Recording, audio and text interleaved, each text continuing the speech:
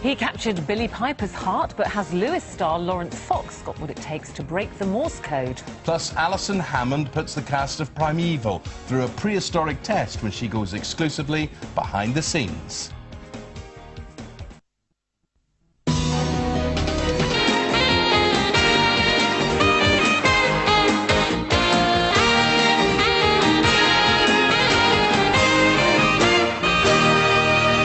Very good to see you. Welcome. Thursday morning, 21st of February. Yeah, Eamon and Ruth with you for the next 2 hours you've got to put up with us. Now, last night was one of the biggest nights in the music calendar, and all our favourite pop stars, well, they were out in style.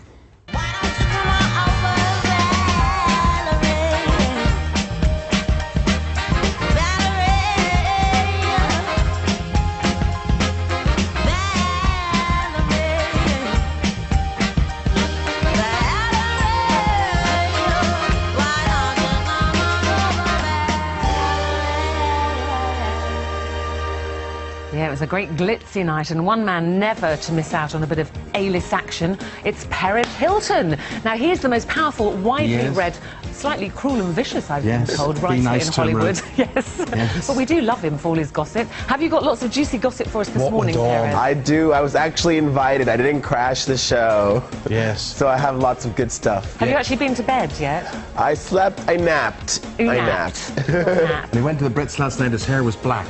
That shows you what sort of good night he's had there. More backstage Brit gossip from Perez, talking to him just very shortly. Plus, someone else who's got her hands on an exclusive behind-the-scenes ticket. It's Alison Hammond. But her visit to the set of Primeval, well, it was a little bit less glamorous.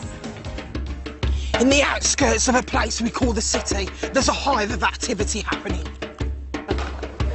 Look as we observe these creatures and watch how they go about their everyday tasks. Oh yes, Alison. Funny, I got binoculars for Christmas. I know, I bought them for you. Night vision ones. Not sure what he said. He was to look at foxes in the garden. A lot of wee foxy things round our way, I'll tell you. And do you remember this? Why were you creeping around late last night? But I see two shadows moving in your bed. One smash hit series, Primeval, reaches a dramatic climax on Saturday night. Yeah, never one to shy away from danger. Alison Hammond donned a disguise for her exclusive behind-the-scenes trip. Question is, did she outwit those dinosaurs? Let's find out. In the outskirts of a place we call the city, there's a hive of activity happening. Look as we observe these creatures and watch how they go about their everyday tasks. Roaming in an environment that's not much different from mine or yours for hundreds and hundreds of years, we are intrigued by their every move. Alison, what are you doing? Oh, I was just watching. You've got work to do, come on. I knew it was a bad idea.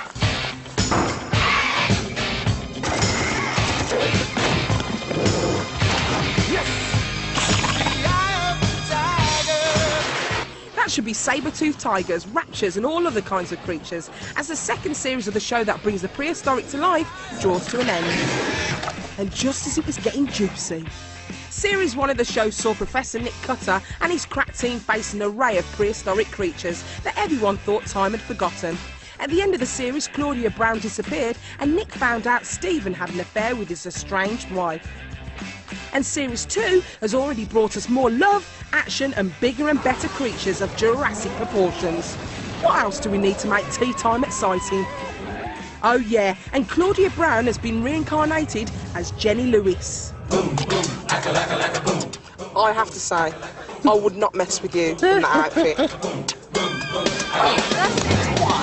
Your face, really? The picture's like. Is it obvious? Is it that obvious? A bit confused? Well, here's a quick tutorial to get you up to speed with all things Primeval. Now, for all those viewers at home who have never seen Primeval, it's not very many. Primeval.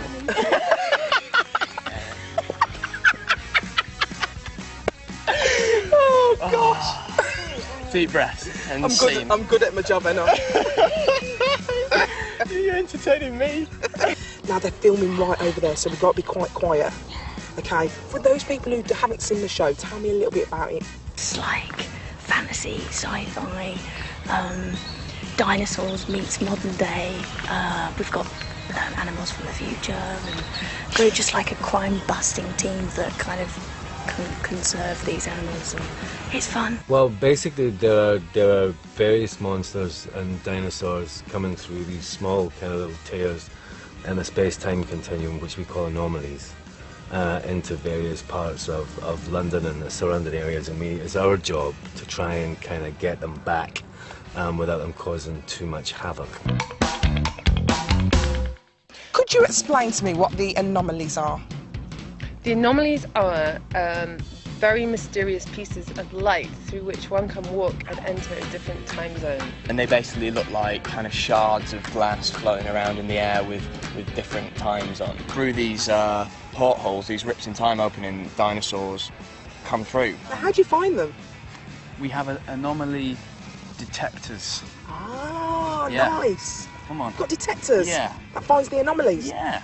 Loving it. We have an anomaly research centre, the ARC. Yeah. And we also have handheld anomaly detectors. They're a bit like mobiles, but bigger. Love it. Do you want one? Please. Let's see what I can do. Oh, you're a star. So what about the CGI stuff? Is it really difficult? CGI is, last year it was so difficult. This year we've all kind of just got used to it more. Just look really frightened. Okay. Think of something really frightening and stare where they tell you to. You've got a giant tarantula walking up to you, taking your hat off and walking up, and you just kind of stand there and go, oh, okay, well, I stand here, do I? Yep, let's action.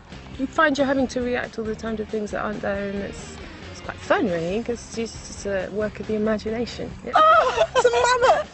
I'm only good. You look perfect. You're on the show. You're hired. You know kids, when you watch kids playing and they're going, right, the soldiers are over there and the monster's over there, and they don't even think about it, they just do it. And you kind of have to do a little bit of that. So it's regressing back to your childhood? Exactly, that's exactly what it is. So that's the end of today's lesson. Now we get to the juicy bit. Love is in the air. Love is in the air. So do you think Helen still is in love with Nick? That is so not a question I'm going to answer. What's going to happen with you and Helen? Well, I can't say. Oh, everyone says that. Come on, just tell me. So she's going to get it on with the presser. Give me some goss. She's yeah. There's the whole will they won't they again. Of course, there's that chemistry immediately. She's drawn to him. She doesn't know why. So is Abby going to get with Connor? That's what I want to know. Oh, do you know what? I wish I could tell you. You so can tell me. I do wish I could tell you. Go on. I'd like to say yes, and I'd like to say no as well. I think you're going to get together, I can tell. Just tell by your face. Oh, really? Yeah. Ah. Maybe you're reading my face wrong. They might or might not. What's the score with you and Abby? What do you mean? So is Nick going to stick with his wife? Or Oh, no. Claudia or Jenny? Or No, whatever? I don't know. I think he should avoid women, actually, Nick Cutter. He doesn't seem to be terribly good at it. I think he should just stick to the dinosaurs. So forget the girl action? Yeah, forget about that. Stay with the dinosaurs, man. This isn't a love triangle. It's more like a love fest. But with everything coming to an untimely end, I still have questions. Will Stephen pick good over evil? Will Abby pick Connor? And will Cutter die? I need to know what's going to happen. Any fight action? There is a bit, because it all culminates in a huge, ugly, tense couple of moments. Your face doesn't get hurt, does it? No, It's a nice watch face. the face, watch the Yeah. face. Always say watch the face, don't touch the face. Right, enough flirting. Let's change the subject quickly. Well, our cast seem to be well versed on all things prehistoric, so let's put them to the test. Dip in, and you've got to tell me what sort of dinosaur it is. Oh, no. An armadillo. You've got no idea? No. That's a stegosaurus. Help me. Stegosaurus. I didn't pay for the answer. It's a velociraptor. It's a what? I think it's a velociraptor. You're making it up. That's a Tyrannosaurus Rex. Correct! Well done! Do you know what all these are? Yeah. Well, that's either a T-Rex or it's a raptor, one of the two. T-Rex.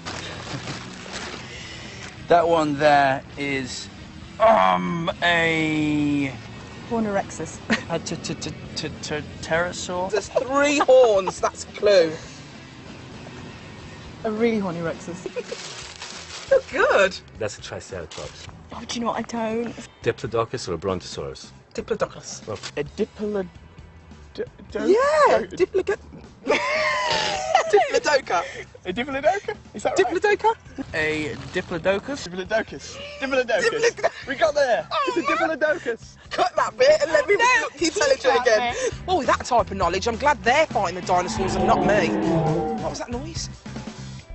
Guys? Did you hear that? Guys?